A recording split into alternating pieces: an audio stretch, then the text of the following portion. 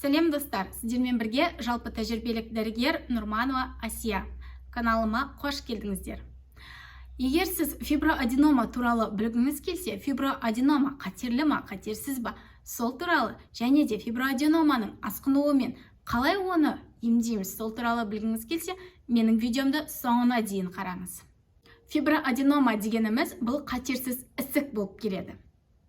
Яғни, бұл бізде тек қана әйелдердің 10%-ында фиброаденома табылып жатады. Фиброаденома неден тұрады десек, бұл безді ұлпадан және де дәнекер тіннен тұрады. Бұл көбінесе 15 жас пен 35 жас аралығындағы әйел адамдарда кездеседі. Бұл жас қыздарда да кездесіп жатады. Соған қарай ювенилді фиброаденома деп те айтады. Ювенилді фиброаденома бұл ересектердімен салыстырған кезде бұл тез өседі. Егер де бұл ювенилді жағдайда фиброаденома 5 сантиметрден асса, онда біз фиброаденома деп айтамыз. Осы ювенилді фиброаденома бұл өздігінен жоқ болып кетуі де мүмкін. Яғни бұл гормонға байланысты өзгереді. Және де осы ювенилді фиброаденоманың бір жағымсыз жағы бұл төстің екі түрлі болып сырт көзге көрінуі. Және де оны косметологиялық түрде әдемі емес болып көрінуімен сипатталады. Фиброаденоманың пайда болу себебі бұл біріншіден гормональды фонның бұзылуы, яғни адамдағы гормондардың бұзылысы болып саналады. Ал екінші жағдайы бұл бізде тұқым қуалаушылық, яғни анасында бар болса, қызында болады, әжесінде болса, қызында кездесуі мүмкін. Сол сияқты бұл тұқым қуалайтын ауру болып саналады. Бірақтан да әлі күнге дейін фиброаденоманың себебін әлі ешкім дұрыс таппаған. Бірақтан да бұл осы жаңағы айтқан гормональды өзгеріске байланысты деп нақтылап отыр. Себебі фиброаденома, яғни үлкен әйелдерде, 35 жастан асқан әйелдерде уже жайлап кете бастайды. Климакс кезінде бұл азая бастайды, жоқ болып кетеді.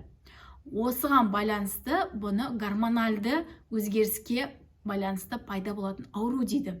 Яғни бізде менопауза кезінде гормондардың біздің өзгеріс болады ғой, осыған байланысты ол жоқ болып кетеді. Сондықтан бұл гормональды сбойға байланысты пайда болатын ауру деп есептейміз.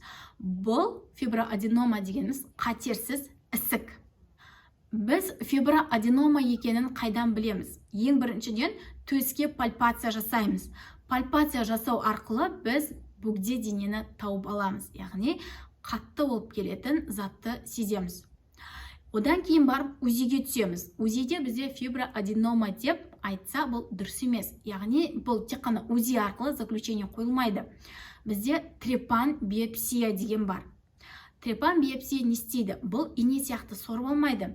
Оның үлкен инесі болады. Сол арқылы сіздегі фиброаденоманы сорып алып, оны тексереді. Яғни биопсия арқылы тексереді. Осы кезде сізде қатерсіз ісік деген диагноз қойылады. Яғни фиброаденома екенін дәлелдейді. Енді бұл трепан биопсия барлығына бірдей жасала бермейді. Егер де қыз балдарда бұл кездессе, онда гормондарды тапсырады. Яғни щитовидка гормондарын және пролактин гормонын тапсырады. Ал енді фиброаденома табылды деген кезде не істейміз? Фиброаденома табылса, біз УЗИ арқылы әрбір 6 ай сайын динамикада боламыз. Фиброаденома табылды делік. Фиброаденома табылған кезде ешқандай таблетка дәрі ішіп қажет емес. Көбінесе врачтардың беретін дәрісі мастадинон деген дәрі береді, бұл дәрінді ішіп қажет емес.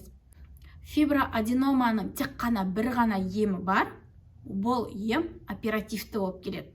Яғни операция жасау арқылы сіздегі фиброаденоманы алып тастайды. Ота арқылы жасалынады. Фиброаденомаға операция қай уақытта жасалады? Фиброаденомаға операция, оның жасаудың көрсеткіштері бар. Сіз өз еркіңізбен маған операция жасаңыз, менде фиброаденома алып тастаймын деп айта алмайсыз. Өйткені, біріншіден сіздің осы фиброаденомаңыздың көлемі 3 сантиметрден асқан жағдайда оперативті көрсеткіш болып келеді. Немесе мана айтқан трипамбиопсияны алған кезде фиброаденома кезінде сізде атипичный клеткалар анықталған жағдайда оперативті ем жасалады. Яғни атипичный клеткалар деп отырғанымыз бұл қатерлі ісіктің көріністері табылған жағдайда сізге оперативті ем жасалынады. Егерде сіздегі жаңа фиброаденома динамикада 6 ай сайын бақылап тұрған жағдайда оның көлемі активно өсетін болса, қайта уже әрбір барған сайын айтады, сізде мысалы 1 см, 2 см каждый раз өсе беретін болса, онда оперативті ем арқылы алып тастауға болады.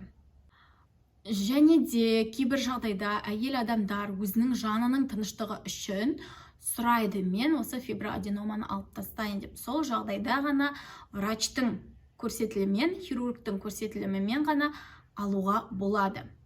Ал енді фиброаденоманы біз қандай хирургиялық метод арқылы аламыз? Біріншіден ашық түрде, яғни хирургтар төсті кесіп, оның ішіне фиброаденоманы алып тастап, тігіп тыртық қалдырады. Бұл бірінші жағдай. Екінші жағдай ВАП деп аталады, яғни бұл современный метод, яғни бұл фиброаденоманы шприцпен сорып алады. Бұл современный метод арқылы, бұл косметологиялық жағынан жақсы, яғни ешқандай тыртық қалмайды сізде. Бірақтан да бұл операция, яғни ВАП дедік қой жаңа, современный операция, бұл біздің Қазақстан бойынша Шымкент және де Алматы қалаларында жасалынады. Берген мәліметтерім өзіңізге пайдаға асса, лайк басып, комментарий жазуды ұмытпаймыз. Каналыма тіркеліп, келесі видеоларды жіберіп алмас үшін қоңыраушаны басып қойыңыз. Рахмет!